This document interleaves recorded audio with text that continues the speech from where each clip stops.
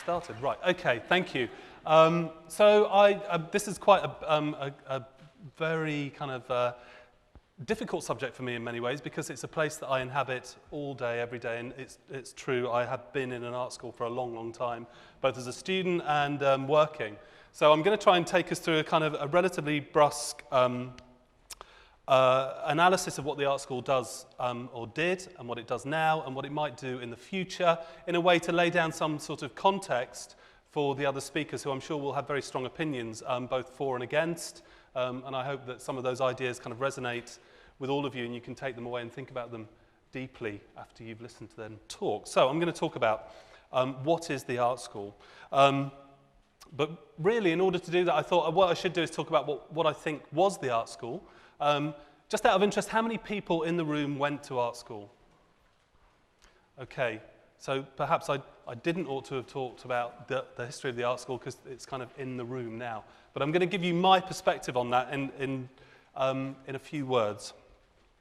So really, the history of the art school in this country, as you probably know, it sprang up around the kind of early part of the 19th century, and it has a relationship with industry. This idea of its relationship with industry is very, very important. The art school project, the Victorian project, was kind of acted out throughout that century, and it kind of paralleled its ambitions with the country's ambitions for becoming better producers, better craftspeople. The Great Exhibition, for instance, of 1851 was incredibly significant. It influenced the way art school curriculum were built. So these are the kind of things, these are the kind of characteristics that I think were important at that stage, 150 or so years ago. So to be an artist, obviously, I mean, some of us in the room will be artists. You will understand what that means. To be craftspeople, I think that kind of term has fallen slightly out of fashion, but it's also still reasonably significant, and probably is growing in terms of a sense of interest about the nature of craft, particularly in relation to the digital. Skill was also deemed important. The idea of technique, and then this notion of the atelier system, which I think is still with us today inside of art schools. The idea that you, in some way, by osmosis, absorb the greatness of the people that you are around, i.e. your professors, your tutors, etc. So those are the sorts of characteristics that kind of determine the framework or the structure for the art school. And there was a very clear link then, I think, between this thing called industry, which is, I don't think we can unpack it wholly, but this idea of industry and what the art school was. So it had a history of supplying the raw material for industry, the makers and designers, etc. But equally, industry was defining what the demand was. So it was telling art schools, okay, you've got to produce these people so that they can come and work for us. So saying what and who is needed, and thereby steering the direction and development of education and its processes. But industry by its very nature, as I'm sure all of you are very familiar with the idea of capitalism, industry is driven by this kind of internal mechanism of growth, this idea that things have to get bigger and bigger and bigger and bigger. And as things get bigger and bigger and bigger, it's very difficult to kind of communicate with many things simultaneously. And I think this is where one of the problems for the art school emerged, this idea that they're trying to, in some way, work with industry or service industry at that stage, but they don't quite get all of the messages, because there are lots and lots of different voices, lots of different demands.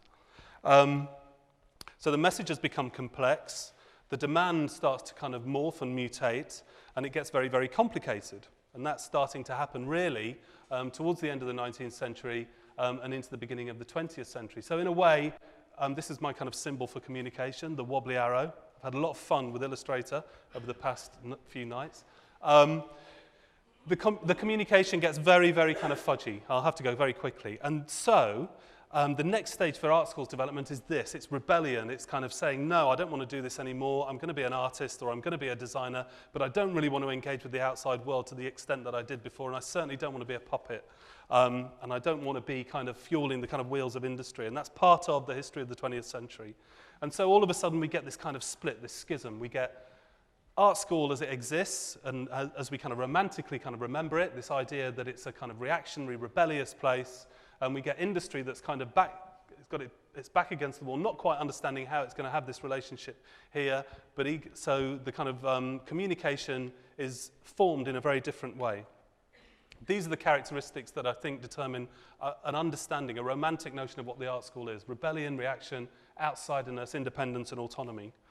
And so we have this thing happen. We have a brick wall built between the two factions. And by industry, I'm also thinking about the world at large. And really, but the difference is not necessarily something physical, it's cultural. It's to do with sets of ideas and philosophies and principles which have differed and gone in divergent ways. So what's the art school now? This is my contentious statement. I think the art school as we understood it is probably dead, and this is the reason why. I'm going through really quickly. This is amazing for me. Art school and university have become one. As most of you will know, art schools used to be independent. They are now part of universities. And universities are quite different propositions, traditionally. Universities are kind of, they are kind of cellular. They need to grow in order to sustain themselves, particularly in the modern context. And they also do this, which is to, they kind of expand and send out these tentacles and create these franchised versions of themselves. This is a very contemporary development in modern universities where all of a sudden they start to sell their ideas and their principles and their philosophies, arguably, into other territories, into other domains. You can see this happening. I see this happening a lot.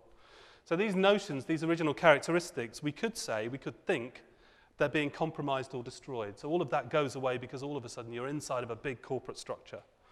And perhaps they get replaced with these sorts of ideas of conformity and commodification, normalization, and also a relationship with industry which is not necessarily a productive one, but is a deferential one.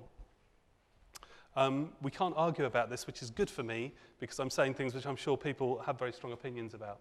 So all of a sudden we have a relationship with industry which is thrown into much sharper relief, and the drivers for strategic development within universities are informed by agencies and institutions that have explicit links with corporations. Directives flow straight from boardrooms via quangos and think tanks to Whitehall and then on to university. And the Brown Report is a classic example of that, where all of a sudden all of our schools and our universities are focusing on STEM subjects, and the arts and humanities are kind of thrown out. So art schools have a very difficult kind of problem to navigate. So in this kind of climate, there shouldn't really be any scope for wobbly communication. There shouldn't be any kind of problem in many ways with understanding what the demand is and understanding what the position of the art school is in relation to, for instance, industry. But then we have another issue which has compounded matters, and that is the one of fees and tuition, which has changed the tenor and it's changed the attitude, for good and bad reasons, of the students who are attending art schools. So this is another thing which is worth consideration, and I'm sure, again, you're all aware of it. And it's created what some people have called a client culture in the student body, again affecting the way art schools work. And then we have something else in the contemporary context, which is something that a guy called Mark Fisher, a very interesting writer, calls capitalist realism, where all of these kind of behaviors that we associate with the art school, all of the tendencies and characteristics, all of a sudden become commodities, potential commodities. They become things that can be sold. And that's another feature, I think, of the contemporary university-stroke art school. They become opportunities that can be exploited. So one of the imaginings for the new university and art school suggests a kind of mirroring of the structures of industry, like this. So all of a sudden the art school no longer resembles an art school. It starts to look like the business that it's trying to service or serve the demand for. But what really industry is something that I think ought to be unpacked a little bit more. We won't have time. I've got 1 minute and 20 seconds. And it's one that provides the kind of graduates that industry needs, where the ideology of the corporation is articulated freely in the curricula of the courses, and the subjectivity of the student/employee is managed, making them pliable and productive. That's a deliberately contentious statement. I don't necessarily believe it's true, but it's about a set of theories about what happens in this climate. And maybe what then we need to do in the contemporary context is think about what is industry? It's no longer the thing that we thought it was. So the old singular destinations, the place that you go and work, probably for 25 years, don't really exist anymore, particularly for creatives and people coming out of a creative education and art school. And they've been replaced by fragmented work options, portfolio careers. I'm sure, again, a lot of you are familiar with that term. The industry demands have also changed. Again, it's become more complex. It's becoming increasingly complex. And the world is becoming uncertain. So we need to kind of think about that. And all of these characteristics that we have mentioned previously actually do still remain inside of the art school, but they're kind of fudged a little bit because they're overlaid with the principles and ideas of universities and the corporate structures and demands of those big institutions. So the art school is dead. Long live the art school. I still believe that the art school philosophies and principles remain. The challenges that art schools in the university complex face are there and they're palpable, but there is real cause for optimism. So at this stage in its development, right now, I think the art school really has to think about and revisit how it inhabits the world, how it interacts with the world, or how it engages with the world in every single kind of possible facet. I'm still on a green light, that's good. So art school relations with industry are always going to be difficult because I think you've always got very different cultures at play. And I think that's a positive, that's a strength. It's tangible, that difference, but I think that what we need to do is try and utilize the difference and turn it into something which actually becomes much more productive. And I'm speaking from my perspective inside of a university, obviously. So what can it be? So the question really in that context, I think, is how art schools exploit the potential that an uncertain world offers, and how do they make sure that they retain principles, energies, aptitudes, capabilities that have helped to establish British art school education, probably still as the benchmark around the world. It's still considered to be one of the best creative educations within the context of an art school that you can have. That's not just pablum, that's not wordplay, that's really how it's understood, I think, on a commercial level and on a philosophical level. So this one I've got no notes for, I'm going to move to this. Commodity, I think the things that we need to hold on to are an ability to resist the idea of commodification of education. I'm sure, again, everyone would agree with that, but we really need to kind of push against it from the perspective of the art school. Entrepreneurialism is a difficult idea, it's a difficult concept, and I think, again, it needs to be discussed very kind of freely, but we really have to think about not necessarily just embracing the idea of entrepreneurialism wholesale, particularly within the university. These notions of uncertainty, the idea that the university is an ecology, it's an ecological proposition. I'm not talking about kind of green principles, but that it can kind of integrate itself into all different aspects of the world outside of itself is really important, and that goes for the art school too. The notion of citizenry, I think, has to be championed within all education, but particularly art schools.